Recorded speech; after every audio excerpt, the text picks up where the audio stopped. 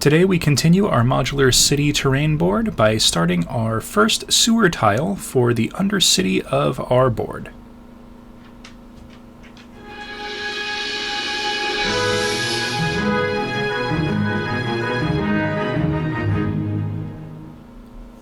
Alright, so I picked this tile at random out of the templates, and we're going to start by setting things up on our piece of foam board here. And to do that, we're going to begin setting up the layout. Now this is pretty basic, a lot like setting out the roads on the actual cityscape. I'm just setting out where all of the entrances from the side of the board is going to be located, and then we can move on to tracing out all of the wall sections, and that's just going to give us a little bit of a idea of where everything is supposed to go.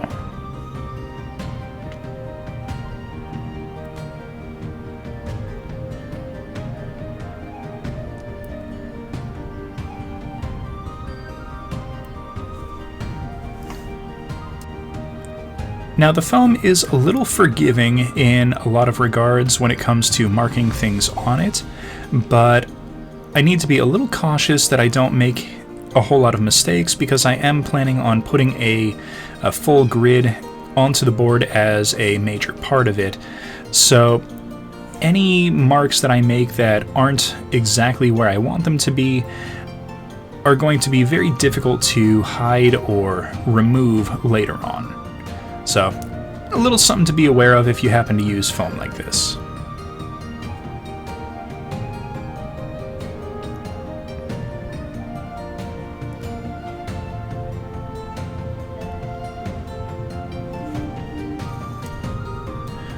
Now the foam I'm using here is a 1-inch thick 2-foot by 2-foot piece of project foam that I got from Lowe's.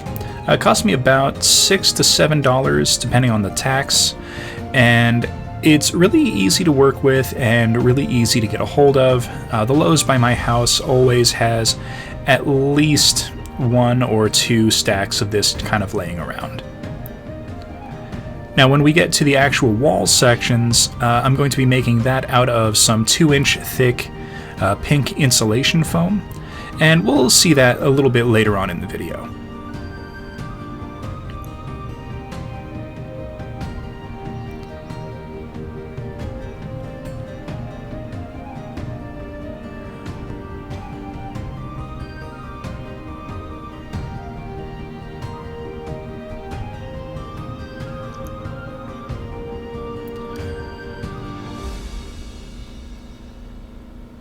Alright, this is about going to wrap up the rough plotting out and planning. But we are going to do one extra thing here, and that's just going to add a little bit of extra depth. So I want to add a drainage system through the board, since it is going to be a sewer tile, and that's going to just get marked right here, and we're going to cross 2 sections of walkable terrain, and it's going to go underneath one of the wall sections, and I'm going to make it look as though it's coming out of one wall, under another wall, and then into the final wall. And then, just as a reference for myself, I'm going to mark these lines out as dashes and not just a solid line. This way I know that it's an area that I need to carve out and remove.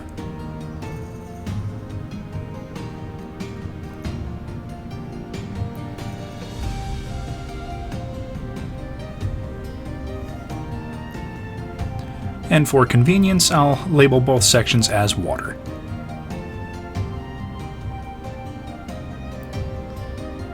Alright, with that done, we can go ahead and get to the grid and texture. So I'm going to be marking out a 1-inch by 1-inch grid on all of the areas that are going to be the floor. Now, in the last few videos I've used a roll cutter. I didn't want to use that on this foam because making a couple of other pieces with this foam, I have learned that the roll cutter doesn't exactly penetrate and cut the foam. It just kind of compresses it down. So I carved all of the lines in with a simple X-Acto knife, not going super deep, but deep enough that the lines are going to be fairly prominent. And then using the dull end of a pencil, I'm just exaggerating the lines, making them a little bit more noticeable.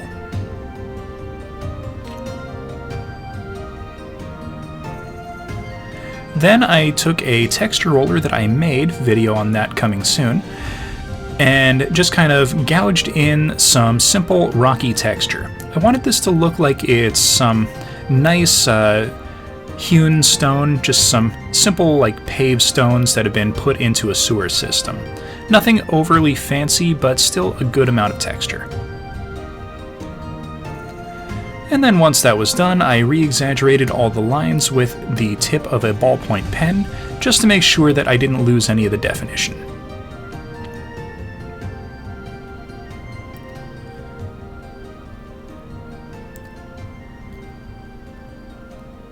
Now, I'm not going to do a ton of this in this tile, but you can take the pen and just kind of gouge in a few extra details here or there, maybe some cracks in some spaces in between the bricks. I might do some more of that in a few other tiles. Now I'm just taking a simple utility knife and I'm carving out the trench section. Now, since this is going to go under a few of the wall sections, I'm going to remove everything and not just the walkable area.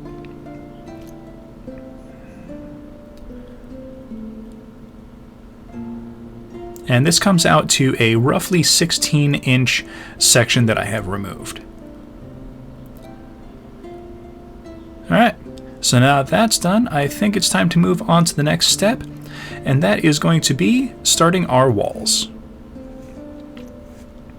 So, I didn't actually have one, so I finally broke down and, after scrimping together some money, got a hot wire foam cutter for a pretty decent price off of Amazon. I think this was only like 60 bucks, and it came with a little guide sled, and it only had one setting, and that was on or off. So there is that. I can't really adjust the heat, but it did make cutting all of the walls a whole lot easier. Now this is that 2-inch thick insulation foam that I was talking about, and all I really did was just kind of traced out and marked all of the wall sections and their dimensions on the top of the foam, and then just kind of brought it over to the cutting tool and clipped all of them out.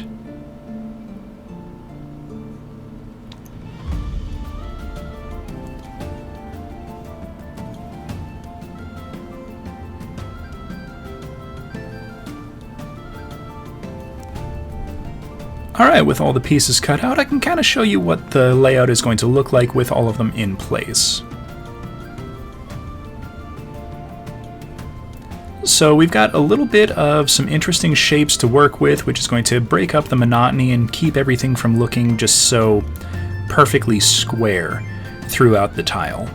Now we do have a couple of fairly simple pieces as well. I didn't want everything to be all crazy and outlandish. But this gives us a lot of nice, interesting pieces to work with. Using my heat gun and a texture roller, I made some 2-inch strips of this nice flagstone texture. And we're going to use these to cover all the sides of our raised wall sections. This is going to give the impression of some nice laid brick, and really kind of help sell that this is a constructed system of underground tunnels and kind of passageways. Now the bonus to doing this is that I can pretty easily use this system as a sewer, or I can also improv it as, oh look, here's a dungeon that a D&D party is walking through. So that's going to be pretty nice, a dual function for these tiles.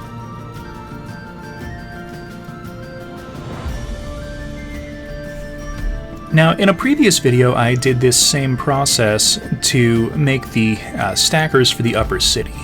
But in that video, I stretched the foam to fit the areas that were needed. In this, I'm not doing that because I didn't want to distort any of the texture on the foam that I'm attaching to the blocks.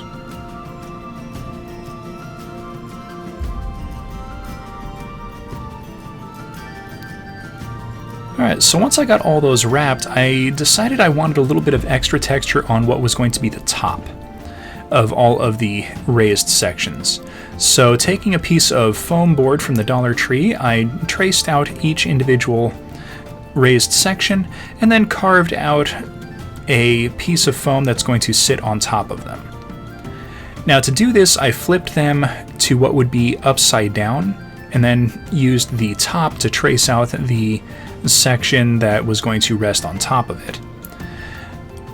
This ensures that all of the pieces will fit perfectly flush up against the sides of all of our raised wall sections.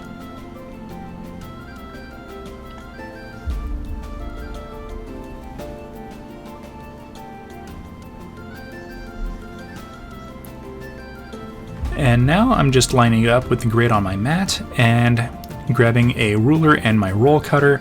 I'm just going to trace in the same 1" by 1" grid. Now, if you're not going to make this area as a playable area, you can absolutely skip putting in the grid and just texture the top to make it look a little bit nicer than just a flat foam block. But I wanted a little bit of extra modularity to the build, so I'm intending to, in a later video, create some stairs or some ladders to give access to higher elevated areas of the sewer that can be accessible for gameplay. So to help facilitate that, I'm just adding in a grid to the top of all of the wall sections so that we have a little bit more variety and availability for options during gameplay.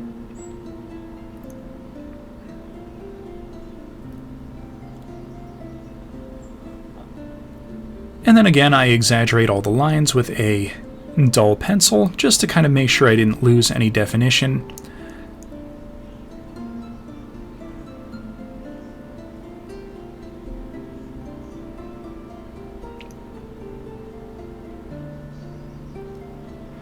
And then hit it up with the texture roller. Now you can go as crazy with the texture roller as you like. I wanted quite a bit of good texture, and then I finished it up by re-exaggerating the lines with a ballpoint pen. And then once I'm done, I'll attach this to the top of the wall section with some hot glue. Alright, that looks pretty good. So now we can go ahead and fill in our trench for our drainage system. Now, I thought about how to do this for a little while, and I came up with an idea to use a pipe. Now, this is a 1 1/4 inch diameter pipe, which actually ended up being almost 2 inches in diameter, so I'm guessing the measurement was for the interior space, not the exterior. I cut it down the center as evenly as I could, and then made another section of textured foam. This one was pavement stones, and I'm going to affix this into the inside of the pipe, and that'll make it look like a nice little kind of stone-laid trench. So for the end, I'm going to hot glue around the lip and just kind of bend the foam backwards over it. This will help to create a nice little sealed area, so that when I put it into the trench zone, it's going to kind of create a little seal. So that later when we do some water effects, everything should be perfectly contained into this chamber. And then I'll just hot glue everything into place on the top, and then once I have a rough seal on the top, I'll flip it over and add a little bit more hot glue to the bottom, just to add a little bit of filler and make sure everything stays perfectly in place.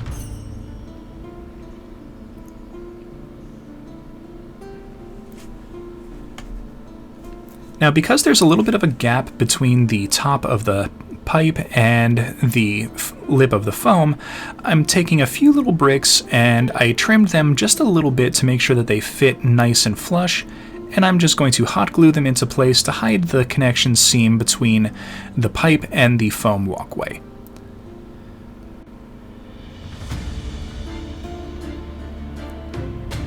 And then once everything was set, I grabbed some 50-50 mix of Mod Podge and black paint, and then did a fairly thorough coating over all of the foam. And then I did this off camera as well with all of the raised wall sections, just to make sure that everything stayed nice and firm and didn't really have any chance of getting a lot of damage during gameplay.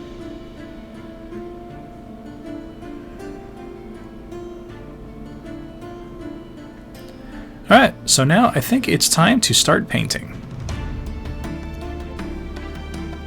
So I started off with some Artist Loft Gray, and this is just going to give a nice base coat with an overbrush to keep the kind of recessed areas and some of the indentations and the grout lines.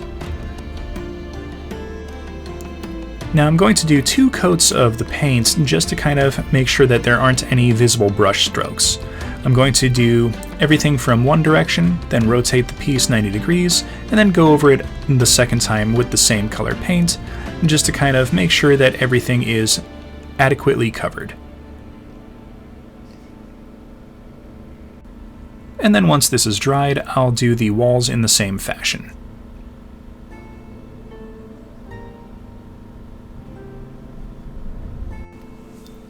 Now using some neutral gray, also from Artist Loft, I'm going to give all of the raised areas a little bit of a highlight. This will also give the impression of a little bit of lighting. So again, I'm going to do one direction, rotate 90 degrees, and then do another direction just to make sure that it looks like the light is coming from all directions instead of one particular direction.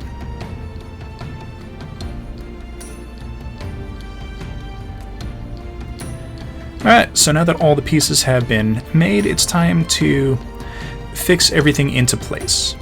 Now to do this, I'm using a little bit of some all-purpose adhesive.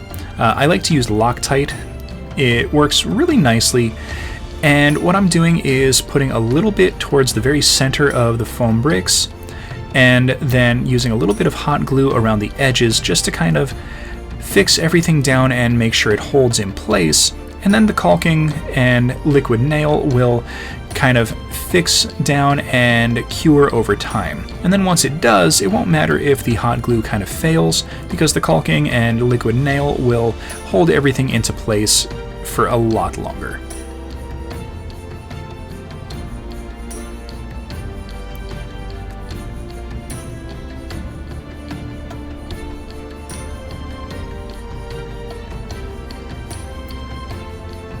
Alright, so now that everything is assembled, I'm going to use a little bit of raw sienna and stipple onto just the floor a little bit of just a little bit of weathering and a little bit of grime. Since this is a sewer system, I wanted it to look a little bit more dingy and a little bit more dirty. Then I decided I wanted to add a little bit more, so I did a dry brushing on the walls and then the same stippling onto all of the upper sections as well.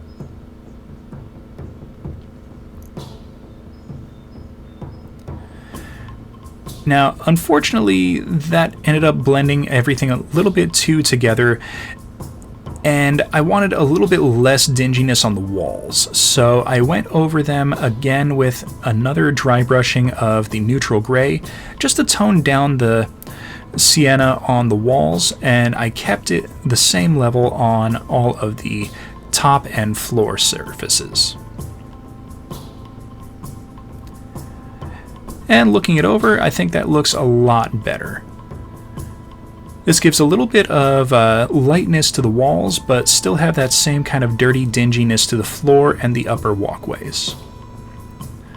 So there we go. Episode 6 is now finished.